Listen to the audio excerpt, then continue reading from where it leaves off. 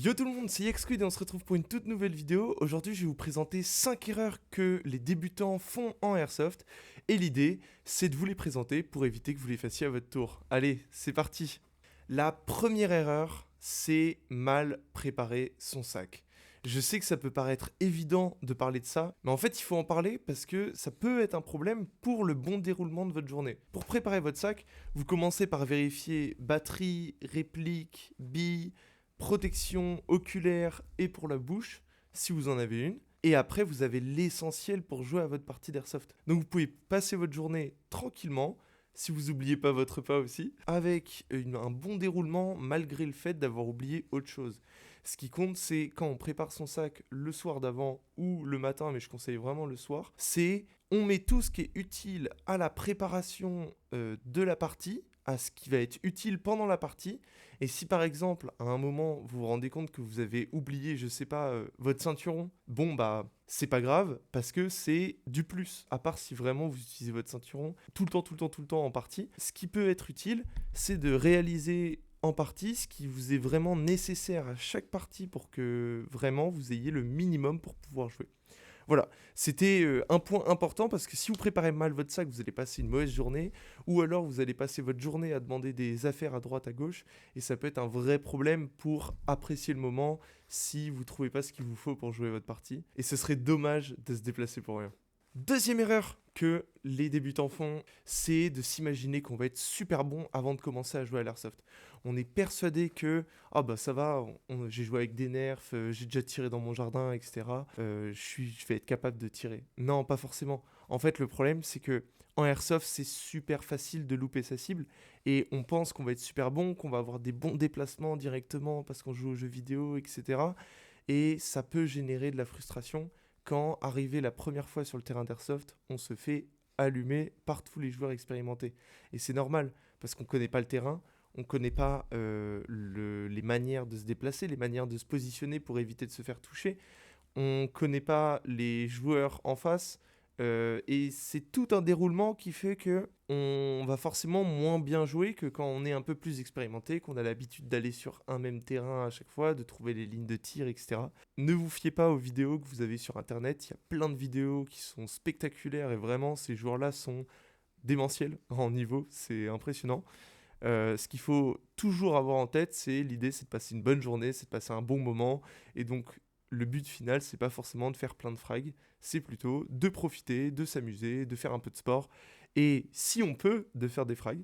Donc voilà, ne vous inquiétez pas si vous n'êtes pas bon. Moi, ma technique, c'était, je suis parti en me disant que j'allais rien faire de la journée, que j'allais toucher personne et que j'allais me faire allumer. Et au final, justement, l'effet inverse a fait que j'étais super content, super surpris et ça m'a grave motivé à revenir. Donc essayez de faire de même et ça évitera de générer de la frustration. Le troisième point, c'est la troisième erreur, c'est un peu en lien avec le point d'avant parce que c'est le fait de s'auto-persuader qu'on a touché en face. Alors qu'est-ce que j'entends par ça? Vous avez une situation avec deux personnes face à face, il y en a une qui tire, puis l'autre tire et vous touche. Ce qui va se passer, c'est que vous, si vous êtes persuadé d'avoir touché la personne en face, forcément vous allez être énervé. Vous allez être là, ah, il s'est pas déclaré, c'est pas cool. Et bah non, c'est pas comme ça que ça marche. Parce qu'il y a tellement de chances de rater votre cible en face. Il y a beaucoup plus de probabilité de ne pas toucher la personne en face que de la toucher. Et justement, en fait, si on est persuadé d'avoir touché la personne en face, on va s'énerver, on va aller parler à la personne en face. C'est pas un comportement qui est agréable, qui fait passer un bon moment à tout le monde. Des fois, on se loupe. Et je préfère, moi, me dire qu'à chaque fois que je tire, j'ai le doute d'avoir touché.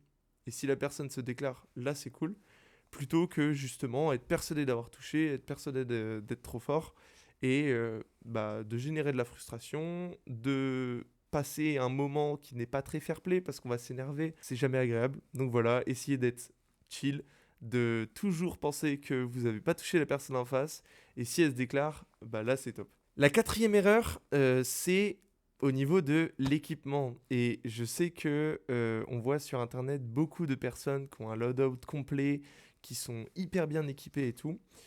Moi, j'ai un conseil pour les débutants, c'est de ne pas trop s'équiper, justement de s'équiper limite le moins possible. Vous avez votre réplique, votre protection oculaire, votre protection de bouche, vous pouvez jouer. Moi, j'avais rajouté un casque avec rien dessus, juste parce que je voulais être sûr de ne pas me cogner à une branche, etc., parce que je joue en forêt. Mais l'équipement pour jouer à l'airsoft s'arrête là. Après, si vous avez besoin d'un porte-plaque pour forcément moins sentir les billes dans le ventre qui peuvent piquer un peu, pour mettre des chargeurs comme j'ai fait, si vous avez besoin d'un ceinturon pour attacher un holster, etc., là, c'est des ajouts qu'on peut faire avec le temps. Mais si vous avez jamais mis les pieds sur un terrain airsoft et que vous voulez débuter, ne prenez rien. Commencez par faire une journée avec zéro équipement et ensuite vous pourrez voir, ah bah j'ai vu un porte-plaque, c'est vrai que les billes dans le dos, les billes dans le ventre, je les sentais un peu. Bon allez, je m'en prends un, comme ça je les sentirai un peu moins et ça sera plus agréable au fur et à mesure de la journée. En fait, c'est toute cette construction de l'équipement qui va être super importante. Et s'équiper inutilement, ça va juste vous alourdir, vous empêcher dans vos mouvements. Vous allez être bloqué pour faire certains angles, vous allez être fatigué à la fin de la journée, vous allez potentiellement subir la journée. Et j'ai déjà vu des gens débuter à côté de moi, des amis à moi, avec des gros gilets lourds, des gilets porte-plaques très lourds, et ils ont subi la journée. Et pour la cinquième erreur, c'est négliger sa réplique pour du gear. Alors, qu'est-ce que j'entends par là? Le gear le plus important, c'est les protections oculaires, les protections de la bouche. Vous en avez pour à peu près 40 € si vous prenez du gear moyen. À part ces 40 € là, il n'y a aucun gear qui est nécessaire à la pratique de l'airsoft. Alors je sais qu'il y a des gens expérimentés qui peuvent dire le contraire à force de jouer, mais là je parle vraiment pour un débutant qui n'a jamais mis les pieds sur un terrain airsoft. Il n'y a rien d'autre qui est nécessaire. Et mon conseil à moi, c'est d'essayer de mettre le plus possible dans la réplique. Alors bien entendu, toute mesure gardée. Si vous n'êtes pas du tout sûr d'aimer l'airsoft, moi je vous conseille ce que j'avais fait, c'était une réplique entrée de gamme, c'était une Specna Arm Flex, c'était 150 € à peu près.